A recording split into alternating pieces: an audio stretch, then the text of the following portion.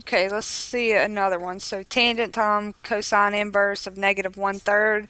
First thing we're going to do is figure out theta. So we'll say theta is equal to cosine inverse of negative 1/3. And we will use our properties to solve this. I'm going to multiply both sides by the cosine.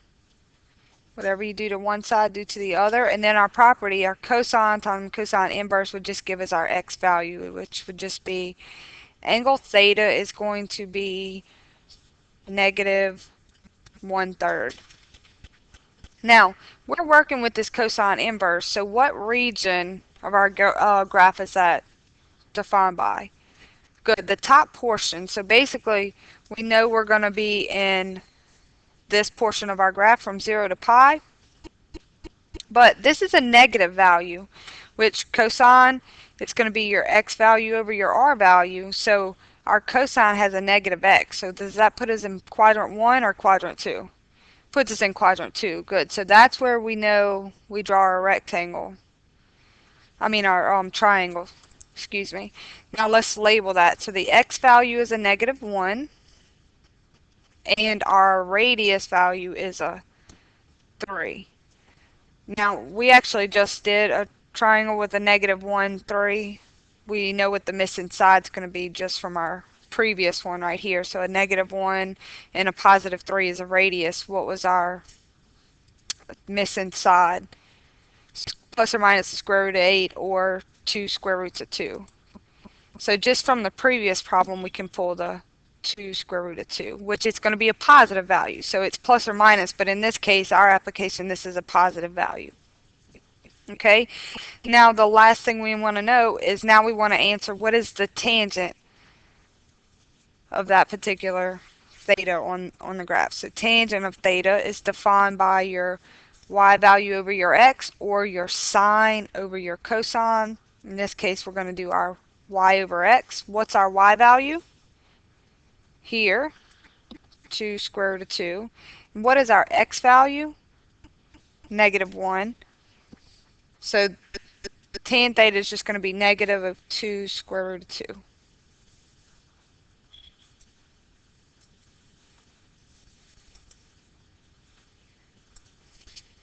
Okay, so what if we have an example like this? We're looking for the cosecant inverse of 2. So what I've done over here is I pulled up my region, and that's the restriction for cosecant inverse. But I'm looking for the angle theta that's in our highlighted region that has the cosecant value of 2. Now it helps if I remind myself that the cosecant value of 2 is the same thing as looking for the sine value cosecant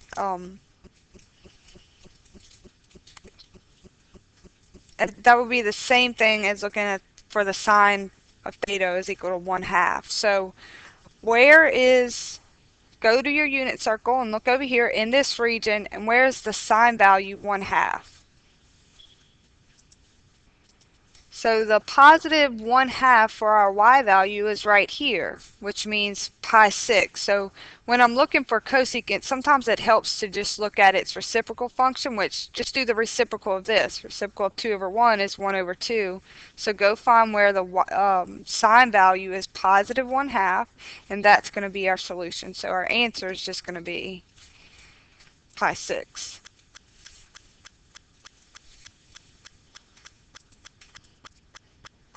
Okay, so if we do secant inverse of negative 2, first thing I did is I highlight my region and my restriction. So my mindset is I know I'm looking for an angle in this region. So an angle in this region whose secant value is going to be negative 2. Now, secant theta equal to negative 2. Well, secant is the reciprocal function of cosine of theta. So if this is a negative 2, what are we going to look at for the reciprocal? Negative 1/2. So cosine's your x value. So go find the x value of a negative 1/2. Negative 1/2 right here. X value of a negative 1/2, which means this, and that is this equivalent statement as this. So we would have our solution to this problem is going to be is equal to 2 pi thirds.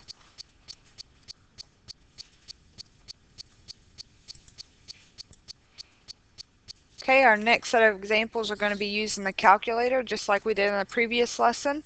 And so this first one is secant inverse of 3. And look at your calculator and tell me what you think. There is no secant inverse button, correct? Good. So since there's no secant inverse has the same region as which one of the trig functions?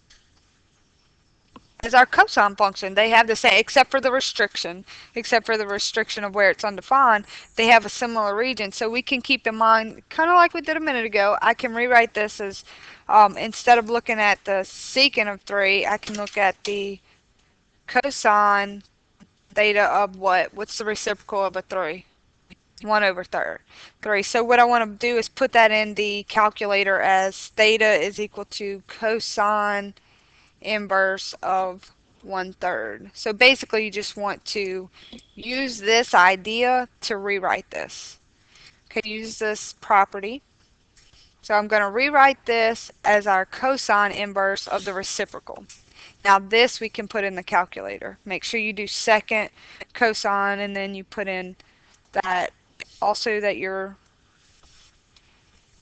calculator is in radians, so it's approximately 1.23.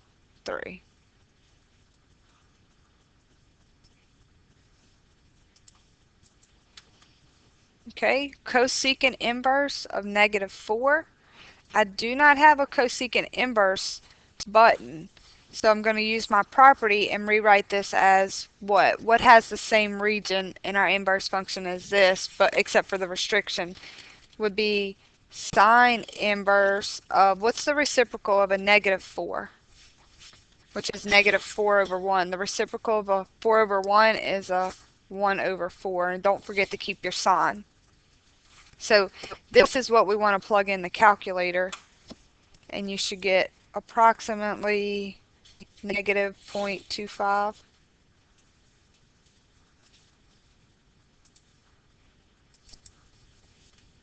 Now, what's real important to note is that these have the same regions, like I said, except for the restriction. This is in the top portion, this is in the top portion of our graph, this is in the right, this is in the right.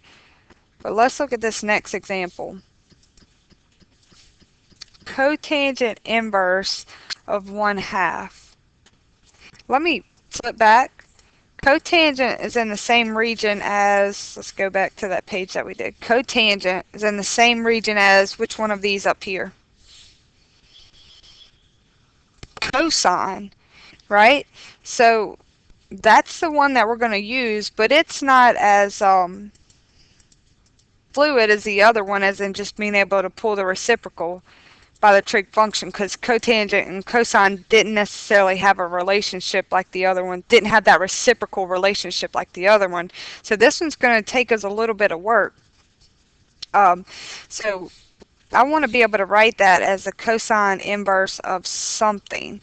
But the first thing I need to do is I'm going to recall some basic stuff. So the cotangent of theta is defined as the x value over the y value, right?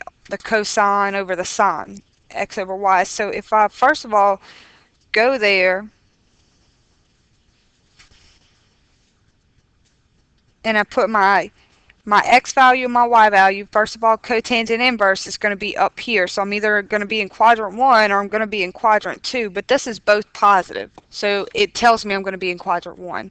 So the first thing, I'm in quadrant 1, my x value is a 1 and my y value is a 2. So I've got to label this thing. X value is a 1, y value is a 2. How can I find out this missing one? Pythagorean theorem, yes. I'm going to pause it and do that to the... Okay, good. So some scratch work, which we did this one previously today. So we have square root of 5. Now I need to rewrite that. What is our cosine? Because now I've got to translate this into a cosine value. So the cosine, let's just remind ourselves over here to the side, cosine of theta is going to be your x divided by your radius. So what is our x value of this? 1. And what is our radius? Square root of 5. Okay, this is what we're going to plug into the calculator. We don't have a cotangent button, so we don't have that option.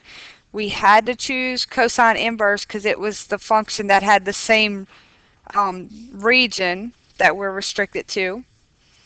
Then we had to use this information here to convert us from a cotangent inverse to a cosine inverse. Now we're able to plug this into the calculator, and you should get approximately 1.11.